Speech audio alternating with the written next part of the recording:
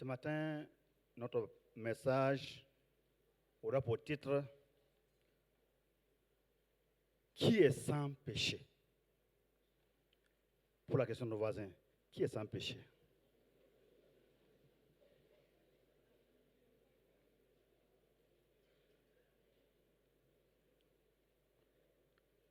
Notre texte se trouve dans Romains, chapitre 3. Romains 3, pas du verset 9 jusqu'au verset 12. Romains 3, 9 à 12, et nous sautons pour lire 19 à 23.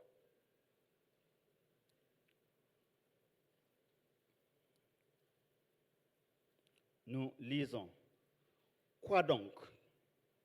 Sommes-nous plus excellents? Nullement. Car nous avons déjà prouvé que tous, juifs et grecs, sont sous l'empire du péché, selon qu'il est écrit, il n'y a point de juste, pas même un seul. Nul n'est intelligent, nul ne cherche Dieu. Tous sont égarés, tous sont pervertis. Il n'en est aucun qui fasse le bien, pas même un seul. Verset 19 à 23. Or, nous savons que tout ce que dit la loi, elle le dit à ceux qui sont sous la loi, afin que toute bouche soit fermée et que tout le monde soit reconnu coupable devant Dieu. Car nul ne sera justifié devant lui par les œuvres de la loi, puisque c'est par la loi que vient la connaissance du péché. Mais maintenant, sans la loi, est manifestée la justice de Dieu, à laquelle rendent témoignage la loi et les prophètes. Justice de Dieu par la foi en Jésus-Christ pour tous ceux qui croient. Il n'y a point de distinction, car tous ont péché et sont privés de la gloire de Dieu, et ils sont gratuitement justifiés par sa grâce, par le moyen de la rédemption qui est en Jésus-Christ. Amen. Amen. Bonjour, chers frères et chères sœurs de l'Église centrale. Bonjour à ceux et celles qui nous suivent en ligne en ce dimanche du 29 juin 2025 au Burkina Faso, en Afrique, aux États-Unis, au Canada, en Russie, en France, dans les îles et ailleurs. Nous avons commencé notre étude de l'Épître de Paul aux Romains avec le pasteur Benjamin Yanoro et le docteur Ramba, pasteur principal de l'Église centrale, qui nous ont amenés à parcourir déjà chapitre 1 et chapitre 2. Pour le message du jour, nous l'avons tiré de Romains 3, 9 à 12 et 19 à 23 que nous venons de lire. Et je vous ai proposé comme titre « Qui est sans péché ?» Pour la justification de son projet, le projet de l'évangile qu'il veut présenter aux Romains, Paul, dans les présentations et salutations qu'il a données, après cela, fait un état des lieux, l'étude du milieu.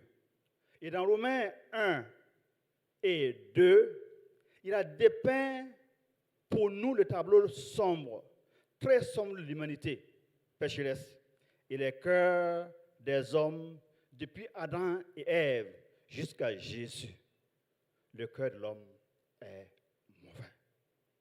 C'est à cause de leur impiété, leur injustice, que la colère de Dieu se révèle du ciel contre les hommes qui retiennent injustement la vérité captive. Et Dieu les a livrés à toutes sortes, toute espèce de péché, afin qu'ils testent le goût amer de leur désobéissance et qu'ils expérimentent la puissance autodestructrice du péché comme Adam et Ève l'ont expérimenté dans le jardin d'Éden. Le péché dans les cœurs, le péché dans la communauté ou dans le monde a un pouvoir destructeur, contagieux et pernicieux. Pour commencer, le péché est séduisant. Il est comme un jeu. Et il y en a qui se font un jeu du péché. Il est comme des friandises, des bonbons au miel dans la bouche. Il est comme un fruit beau et défendu, mais bon à manger. Mais à la fin, il devient du fiel, un poison mortel qui apporte la mort. Jean-Jacques Rousseau défendait dans sa thèse que l'homme était bon, mais c'est la société qui l'a corrompu. Au regard de cette belle introduction de Paul dans Romains 1 et 2, dans laquelle il nous a fait une description sans complaisance du monde, de notre monde pécheur, pervers et corrompu, pour la présentation de l'évangile, de son évangile, nous dirions plutôt, au regard de la vérité de l'Écriture, l'homme était bon, c'est le péché qui l'a corrompu. Dans cette lettre, il présente son futur projet d'aller en Espagne en passant par Rome.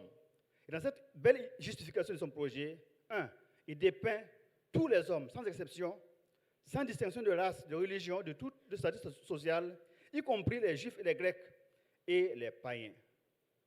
Et la conclusion, tous ont péché, tous sont corrompus, tous sont sous la colère et le jugement de Dieu. 2. Mais le bémol, c'est qu'il y a une bonne nouvelle. Si l'évangile de Jésus-Christ leur est annoncé et qu'ils le croient, ils seront réconciliés avec Dieu, en paix avec Dieu, et pourront fuir la colère et le juste jugement de Dieu qui vient. Et troisièmement, ils recevront le salut par grâce, par le moyen de la foi qui est en Jésus-Christ et la vie éternelle. La foi en Dieu, la foi en Jésus, la foi est un sujet transversal qui traverse toute la Bible. Abraham fut justifié par la foi. Et Habakkuk disait, le juste vivra par la foi. Dans ce passage de Romains 3, 1 à 8, l'apôtre Paul nous livre ici quelques 4 objections que certains lecteurs ou éditeurs juifs pourraient soulever à la lecture de sa lettre aux Romains. Objections qui pourraient soit être néfastes à son projet, soit contrecarrer sa justification de l'évangile, ses arguments pour annoncer l'évangile, ou quelques critiques pourraient s'opposer à la réalisation de son projet. Alors, Paul va apporter son objection à leur objection. Ils ont objecté contre ce que Paul est en train de dire et qu'ils lisent, et Paul apporte une réponse à leur objection. Et Romains 3, 9 à 12, c'est comme si Paul dialoguait en ligne, à distance, avec ses objecteurs. Et il dit, quoi donc? Sommes-nous donc plus excellents? Pensez-vous que les Juifs sont mieux lotis, plus privilégiés, avec plus d'avantages exclusifs que les païens? Et il répond, nullement. Dis à ton voisin, nullement. Car nous avons déjà prouvé, dans Romains 1 et 2, que tous, juifs et grecs, sont sous l'empire du péché, selon ce qui est écrit dans Psaume 14, qu'il a cité. Il n'y a point de juste, pas même un seul. Nul n'est intelligent, nul ne cherche Dieu. Tous sont égarés, tous sont pervertis. Il n'y en a aucun qui fasse le bien, pas même un seul. Quiconque pêche, fait un péché, transgresse la loi de Dieu, nous dit 1 Jean 3, 4. Et le péché est la transgression de la loi de Dieu. Or, vous savez, Jésus a paru pour ôter le péché, et il n'y a point en lui de péché. La loi est donc péché? Non, loin de là. Mais je n'ai connu le péché que par la loi. La loi est sainte, et le commandement est saint, juste et bon, selon Romains 7, 7 à 13. Les Juifs sont-ils plus excellents que les autres peuples? Par contre, l'Écriture, pour nous convaincre qu'ils ne le sont pas, nullement. Cette définition et explication du sens du péché et les implications du péché s'appliquent aussi aux Juifs. Aucun homme n'est immunisé contre le péché, pas même les Juifs. Et cela est authentifié et authentiqué dans l'Ancien Testament quand nous lisons la prière de Daniel 9, 11. Il dit ceci: tout Israël a transgressé ta loi et s'est détourné pour ne pas écouter ta voix.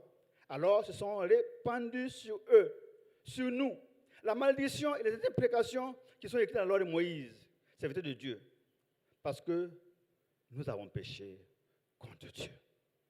Le Nouveau Testament corrobore la portée et les implications du péché dans la vie des pharisiens, des scribes, des docteurs de la loi. Toute la classe religieuse, j'ai dit, juive, est corrompue et hypocrite. Eux qui étaient censés être la lumière des hommes, ils étaient plutôt aveugles, hypocrites et dans l'erreur. Quand nous disons tous ont péché, rappelons que dans ce tous, il y a eu des prophètes, des justes, que Dieu a approuvés et a trouvés justes dans ce tous. Et les prophètes qui nous ont apporté les oracles de Dieu. Les pharisiens étaient un groupe juif très important au sein de Jésus, très rigoureux dans l'observance de la loi et son interprétation. Ils se donnaient pour vocation la préservation de la loi de Moïse et la sainteté du peuple juif. Si telle était leur vocation, leur responsabilité, la préservation de la loi de Moïse et la sainteté du peuple, à la lumière de ce que nous venons de lire dans Daniel 9, sur leur comportement, la corruption et la perversité de leur cœur, c'est dramatique et c'est peine perdue. Nous venons plus loin. Quelque chose de bon peut-il encore venir de Nazareth? Quelque chose de bon peut-il encore venir de ces religieux? Même les meilleurs docteurs d'entre eux, tel Nicodème, étaient spirituellement vides. Il s'est rendu nuitamment chez Jésus pour comprendre comment entrer dans le royaume de Dieu. Et le docteur Saul de Tarse, qui était instruit au pied de Gamaliel, du grand Gamaliel, pharisien des pharisiens, de la secte la plus ride du judaïsme. Saul de Tarse était un légaliste qui inspirait la terreur. Il était meurtrier, persécuté de l'Église. Il a participé au lynchage d'Étienne. Et même, c'est en mission pour ramener à Jérusalem des chrétiens liés aux sacrificateurs qu'il a fait sa rencontre avec le Seigneur Jésus-Christ. N'y a-t-il pas aujourd'hui des gens comme Saul de Tarse qui, au nom de leur religion, au nom de la religion, au nom de Dieu, tuent, pillent, abusent leurs semblables créés à l'image de Dieu? Ce n'est pas nouveau. Ce n'est pas nouveau. L'extrémisme religieux peut nous amener jusqu'à ce point. Si on maintenant cet autre passage du Nouveau Testament qui corrobore le tableau sombre de Daniel 9, 11 et de Romains 1 et 2, exposant et mettant à nu le cœur et le comportement des Juifs. Dans ce passage de Jean 8, 1 à 11, suivez bien comment les scribes et les pharisiens utilisent leurs privilèges. Un matin, pendant que Jésus enseignait dans le temple, il lui amenait une femme prise en flagrant délit d'adultère. Mais où est l'autre? Il la plaçait au milieu du peuple. Et vous aussi, matin bonheur, vous placez cette femme-là au milieu du peuple. Et il dit à Jésus, Maître, cette femme a été surprise en flagrant délit d'adultère. Moïse, dans la loi, nous a ordonné de lapider telle femme. Toi donc, que dis-tu? Il dit cela pour l'éprouver, afin de pouvoir l'accuser. Mais Jésus s'étant baissé, se mit à écrire avec le doigt sur la terre. Comme il continuait à l'interroger, à l'importuner, il se releva et leur dit que celui qui est sans péché jette le premier la pierre contre cette femme. Et s'étant baissé, il écrivait encore sur la terre. Je suppose, j'imagine ce qu'il a écrit. Imaginez ce qu'il a écrit. Qui c'est ce qu'il a écrit? Qui c'est ce qu'il a écrit? Qui c'est? Bon, je vais vous proposer quelque chose. Je suppute que, il a commencé à tracer des flèches vers eux. En représentant la femme au milieu, il a commencé à tracer des flèches vers eux. S'il vous plaît, tracez des flèches. Vous aussi, tracez des flèches. Il a tracé des flèches vers eux. Toi, tu es pécheur. Toi, tu as transgressé la loi. toi là-bas, toi aussi tu as péché. Deuxièmement, il a mis des noms au bout des flèches. Simon, Isaac, Yves, Emmanuel, Samuel, Lévi, Youssef, Ben Shalom. Et la liste continue. Quand ils entendirent cela, accusés par leur conscience, ils se retiraient un à un, depuis les plus âgés jusqu'au dernier. Jésus était seul avec la femme qui était là, au milieu. Alors Jésus s'est relevé et dit à la femme, où sont ceux qui t'accusaient? Personne ne t'a-t-il condamné? Elle répondit, non, Seigneur. Jésus lui dit, je ne te condamne pas, moi non plus. Va et ne pêche plus.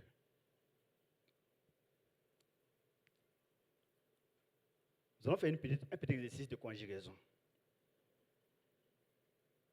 Le verbe péché au passé composé de l'indicatif. Et nous allons chacun nous montrer on commence. J'ai péché. Tu as péché. Il a péché. Elle a péché. Nous avons péché. Vous avez péché. Ils ont péché. Elles ont péché. Cette femme n'avait pas besoin d'être la risée de tous. Matin bonheur. Qu'on lui mette un couteau dans sa plaie. Matin bonheur. Pour remuer, pour la blesser encore, l'ébranler. Elle avait besoin d'être soignée, prise en charge. Vous savez, nos accusations, nos condamnations, nos TikTok sont souvent futiles et non utiles. Gardez vos ragots, gardez vos rapportages. Cette femme a besoin de compassion, de miséricorde, de réconfort et de consolation. La loi n'est pas contre ces choses. Nous manquons aujourd'hui d'affection naturelle, d'entrailles de miséricorde les uns envers les autres. Et le Seigneur Jésus, qui n'a pas besoin qu'on lui rende témoignage d'un homme pour connaître qui il est, qui elle est, vraiment, a fait un réquisitoire acerbe dans Matthieu 23 contre l'hypocrisie des pharisiens et des scribes. Jésus a trouvé une belle image et des qualificatifs pour les décrire. Matthieu 23, 27. Il dit, vous, juifs, vous, hypocrites, scribes et pharisiens, vous ressemblez à des sépulcres, à des tombeaux blanchis, qui paraissent beaux au dehors, mais au-dedans sont pleins d'ossements, de morts et toute espèce d'impureté. Vous de même, vous paraissez juste aux hommes, mais au-dedans, vous êtes pleins d'hypocrisie et d'iniquité. Malheur à vous, scribes et pharisiens hypocrites, parce que vous bâtissez les tombeaux des prophètes et on les sépulcres des justes. Race de vipères, comment échapperons-vous au châtiment de la géhenne? Et dans Matthieu 23 à 34, en s'adressant à ces religieux juifs, il va leur faire une prophétie. Voici, je vous envoie des prophètes, des sages et des scribes. Vous tuerez et crucifierez les uns, vous battrez de verge les autres dans vos synagogues et vous les persécuterez de ville en ville. Effectivement, ils l'ont accompli. Avant, dans l'Ancien Testament, ils l'ont accompli. Avec Jésus, ils l'ont accompli. Et c'est eux-mêmes qui ont jugé Paul et l'ont envoyé, ce qui l'a amené à Rome. C'est vrai que Paul en appelait à César. Mais au départ, devant le Sanhédrin, on l'a même giflé. Oui, oui. Les Juifs. C'est eux-mêmes comme ça. Saul de Tarse a participé à l'accomplissement de cette prophétie de Jésus. Il était avec ceux qui ont lapidé Étienne. Gardez les bagages. Oui. Il connaît bien ces Juifs. Il connaît bien ces pharisiens. Il connaît bien le cœur de ces gens.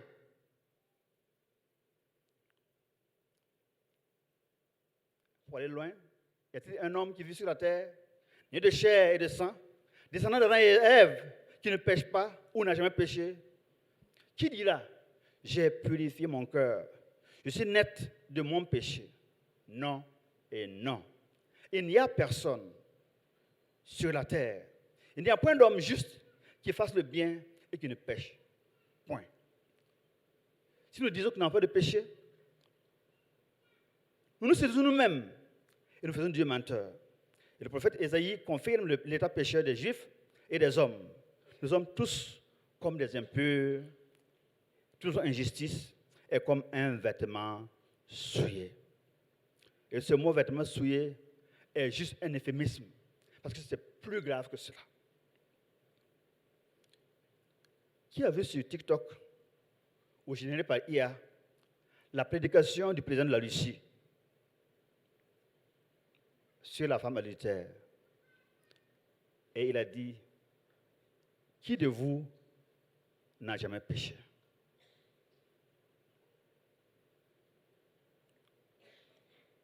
À qui il prêche? À lui-même? Au collègue président? Au roi? Aux riches de la terre? Aux grands de la terre? Il n'y a personne, il n'y a point d'homme juste qui fasse le bien et qui ne pêche point. Quand la lumière de la parole de Dieu, tel des projecteurs, est projetée sur les cœurs et les actes des scribes et des pharisiens, vous voyez leurs pensées et leurs œuvres mauvaises exposées comme à la loupe.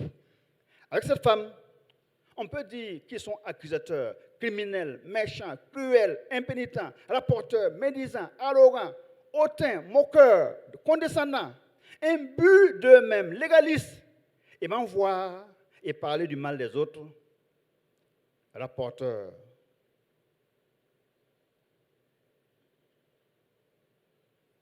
Et chaque jour, nous sommes aussi parfois comme ça.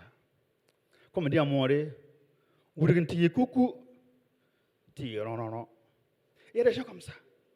Ce qu'ils ont entendu ici, ils vont le rapporter là-bas. Ils sont moralisateurs, font des critiques dures, acerbes contre les autres, toujours prêts à juger les autres.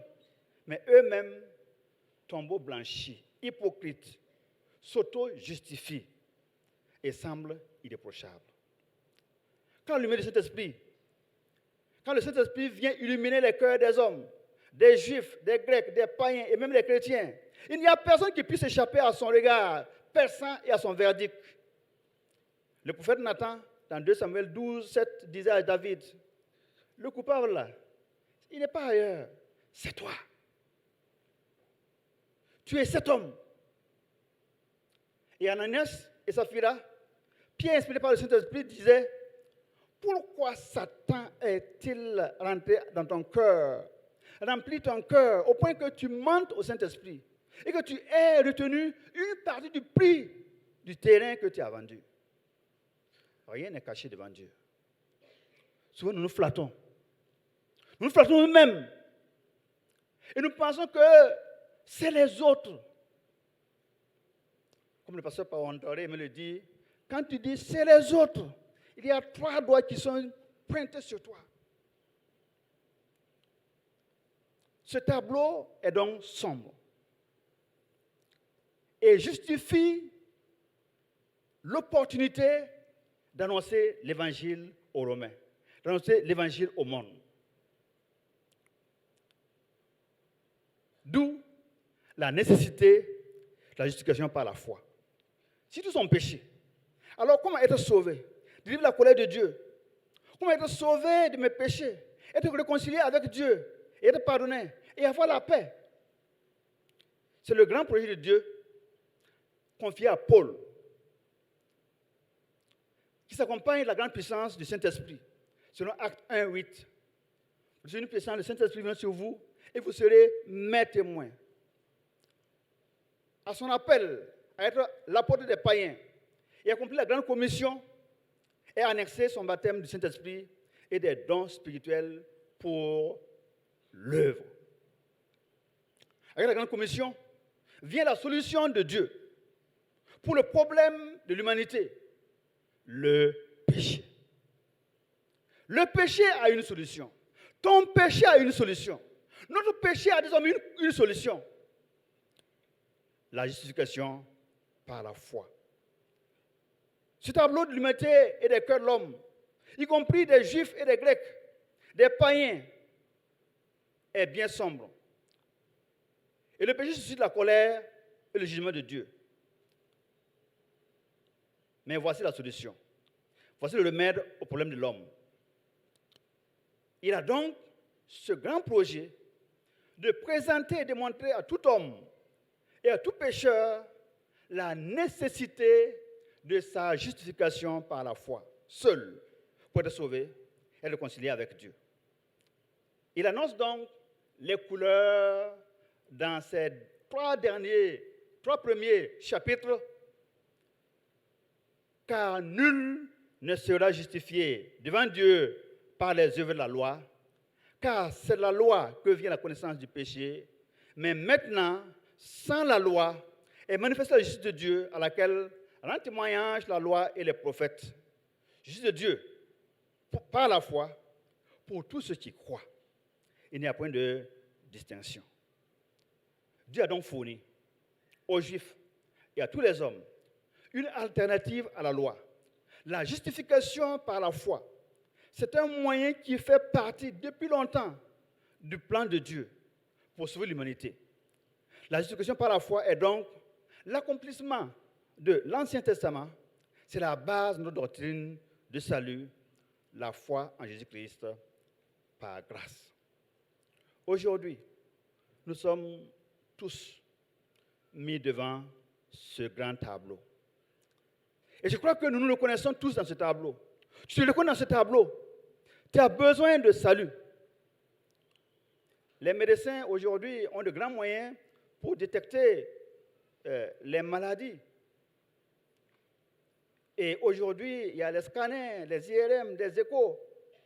Il y a déjà sur le marché, et bientôt, chez nous, il y aura la télémédecine, la chirurgie robotique, les MCG, les bracelets Whoop, les patchs portables BioBit, les wearables connectés pour de meilleures détections, plus précises et plus réelles, plus précises et plus précoces des pathologies. Même des prises en charge personnalisées. Docteur Vincent, à peu près comme ça. Merci. Aujourd'hui, on peut dire que c'est du wow qui vient dans la médecine moderne. Avec l'IA, c'est du wow qui vient encore. Mais je formule pour vous une prière. Bien-aimé, je souhaite que tu prospères à tous égards et que tu sois en bonne santé, comme prospère ton âme. Tout le monde, comme l'a dit le président de l'UCMP, tout le monde en Afrique est malade. Nous sommes des malades ambulants, comme le pasteur l'a répété, prenant chacun au moins une pathologie chronique ou génétique cachée qui nous sera un jour fatale. Et même du péché, de ton péché. Il va falloir que tu aies la justification de ce péché pour être sauvé. L'apôtre Paul nous apporte donc ce remède. La repentance et la justification par notre foi en Jésus-Christ pour être sauvés. Examinons-nous nous-mêmes. Faisons l'état des lieux de notre cœur et voyons où nous en sommes, qui nous sommes. Et ce matin, je voudrais lancer un appel. Chers frères, chères sœurs, la bonne nouvelle, c'est que nous pouvons être sauvés de la colère de Dieu, du jugement à venir. Car maintenant, sans la loi, est manifestée la justice de Dieu à laquelle rend témoignage et la loi et les prophètes. Justice de Dieu par la foi pour tous ceux qui croient. Il n'y a pas de distinction, car tous ont péché et sont privés de la gloire de Dieu et sont gratuitement justifiés par sa grâce, par le moyen de la rédemption qui est en Jésus-Christ. Et dans son épître aux Éphésiens, chapitre 2, verset 8, Paul dira, c'est par la grâce que nous sommes sauvés, par le moyen de la foi. Ça ne vient pas de vous, c'est don de Dieu. Chers frères, chères sœurs, chers tous, l'apôtre Paul, dans cette même épître, aux Romains, chapitre 11, verset 32, déclare, car Dieu a enfermé tous les hommes dans la désobéissance. Dieu a mis tous les hommes de toutes les religions, toutes les dénominations, sous le même dénominateur pour faire miséricorde à tous. Nous sommes tous des pécheurs. Et il s'exclame maintenant, ô profondeur de la richesse, de la sagesse et de la science de Dieu, que ses jugements sont insondables et ses voies incompréhensibles, impénétrables. C'est de lui et par lui et en lui sont toutes choses. À lui seul soit la gloire dans tous les siècles. Amen et amen. Crois-tu au Seigneur Jésus? Crois-tu qu'il est le Fils de Dieu? Crois-tu qu'il est mort, enseveli le troisième jour, ressuscité d'entre les morts? Crois-tu que notre Seigneur Jésus-Christ a été enlevé au ciel, d'où il reviendra, pour prendre ceux qui ont la foi en lui? Enfin, crois-tu que tu es sauvé de la perdition éternelle?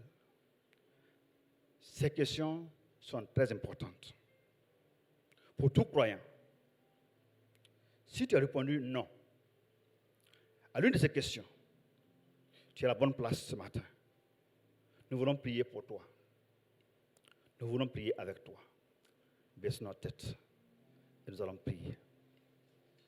Dieu ce matin tend la main, sa main de compassion, sa main de miséricorde à quelqu'un qui est dans son péché, qui nage dans son péché, qui lutte dans son péché. Crois en lui et prends cette main tendue pour te sauver aujourd'hui. Si quelqu'un est là ce matin et que ce message s'adresse à toi, bien-aimé mon frère, ma soeur, lève ta main. Nous allons prier pour toi. Nous allons prier avec toi. Tu es pécheur, c'est vrai, mais Dieu veut te sauver. Dieu veut que tu sois réconcilié avec lui. Si quelqu'un ce matin qui veut répondre à cet appel, levez la main, nous prierons avec vous et pour vous. Alléluia. Prions. Que le Seigneur parle au cœur. Le Seigneur parle aux vies. Le Seigneur se manifeste. Je semble voir une main levée. Voilà. S'il vous plaît. Levez plus haut. Voilà. Levez plus haut. Voilà. Je vois des mains qui se lèvent. N'ayez pas peur. Quand le Seigneur nous parle, et aussi l'assurance que c'est lui qui nous parle. S'il vous plaît, levez les mains plus haut. Voilà. Je vois des gens qui lèvent la main. Tenez-vous debout, s'il vous plaît. Si ça ne vous gêne pas. Tenez-vous debout. Voilà. Merci. Et pendant qu'ils viennent, notre Dieu, nous voulons demander à l'Assemblée d'acclamer ses frères et ses sœurs qui viennent. Venez s'il vous plaît. Aujourd'hui, c'est le jour de ton salut. Et Dieu veut te sauver. Dieu veut te sauver. Te justifier. Et tu deviens juste, quel que soit ton péché. Ceux qui ont levé la main, s'il vous plaît, venez. Le Seigneur te voit. Oui, toi aussi, il te voit. Venez s'il vous plaît. Venez, s'il vous plaît. Venez. Si quelqu'un d'autre veut venir, quelqu'un d'autre le veut bien, tiens-toi debout, là où tu es, et commence à avancer. Avancez. Venez. Venez, venez, venez, venez, venez. Pendant ce temps, est-ce qu'on peut encourager ceux qui viennent, continuent de venir? Il y en a qui sont assis, qui hésitent, parce qu'ils ont peur. Mais Dieu te dit, n'aie pas peur. Viens. Venez. Alléluia. Alléluia. Venez s'il vous plaît. Venez. Ne cachez pas votre péché. Il n'est pas cachable. Dieu te voit. Dieu t'a vu. Et il te parle. Prends le courage ce matin. Et viens pour ton salut. Le vrai salut en Jésus-Christ. Merci, que Dieu nous bénisse.